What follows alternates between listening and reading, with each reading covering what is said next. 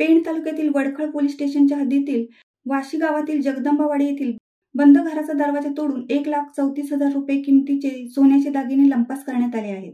सविस्तर घटना अशी की वडखळ पोलीस ठाणे हद्दीत दिनांक 8 फेब्रुवारी व 9 फेब्रुवारी रोजी सायंकाळी 7:30च्या दरम्यान मौजे वाशी येथे घर नंबर A62 जगदंबावाडी मुक्काम पोस्ट वाशी तालुका पेण फिर्यादी यांच्या घरात कोणीही नसताना अज्ञात इसमाने घराच्या समोरील दरवाजाची कडी-कोंडा उचकटून घरात प्रवेश करून घरातील बंद कपाटाचे लॉक तोडून एकूण 1,34,000 रुपये किमतीचे सोन्याचे दागिने पळविले।